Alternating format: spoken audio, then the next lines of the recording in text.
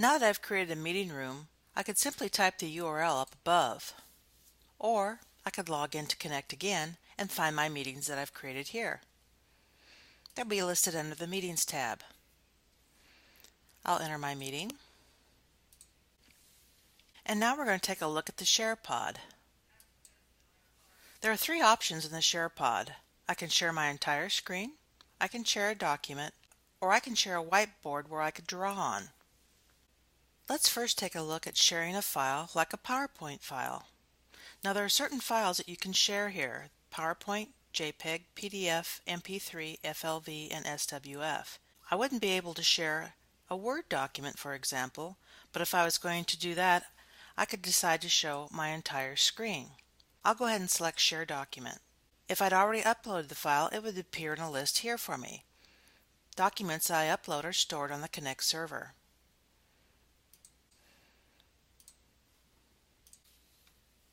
It's good practice to go ahead and upload the files prior to the meeting. That way your participants won't have to wait. Now that I have content in the Share pod, in this case it's a PowerPoint file, I can move through the slides and present the information as if I was showing it to a live audience. I'll use these arrows to navigate.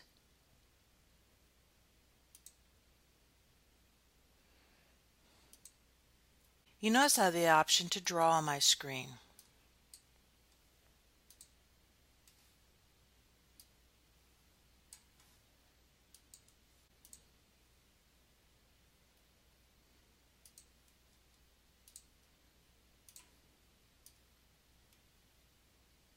When done, all I simply do is click on Stop Sharing. Now my participants just see a blank or a gray screen. The next time I want to share this document, you'll notice that it's already stored here on the server and ready to go. Let's take a look at another option. I'm going to select Share My Screen, and since I have two monitors, I'll select my main display, and I'm going to select Applications. I happen to have Photoshop open, and I only want Photoshop to show. I don't want all the background stuff that's on my computer to show. So if I select Photoshop, my participants will only see Photoshop and not my desktop and anything else I'm doing in the background.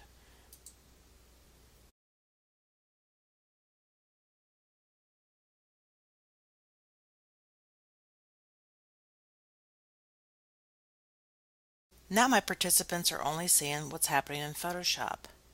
Keep in mind, if you happen to click outside of Photoshop while you're in Connect, your participants will only see a gray screen. My Connect session is now down in the System tray. I'm done sharing Photoshop. I'll need to go to my System tray to open Connect back up.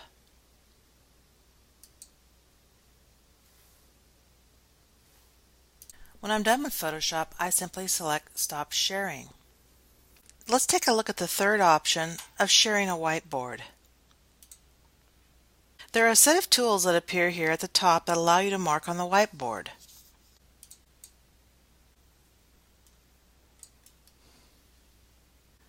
I can select items and remove them. There's an undo button.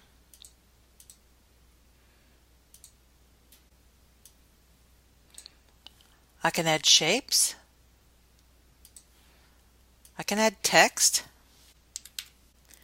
And if my screen is full, I can create a new page by clicking the Next button. The whiteboard is very similar to using a whiteboard or chalkboard in a classroom.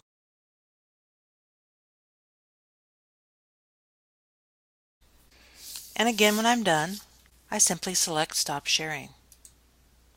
One thing nice about pods is they can be named and saved. I'll create a new pod.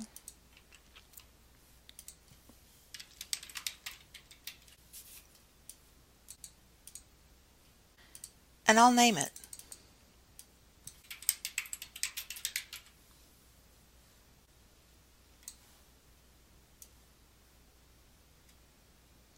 I'll close the pod. But at the end of the meeting, for example, I can always bring that pod back And if I've named it properly, it's easy to find. The pods you've created can be easily managed under Manage Pods.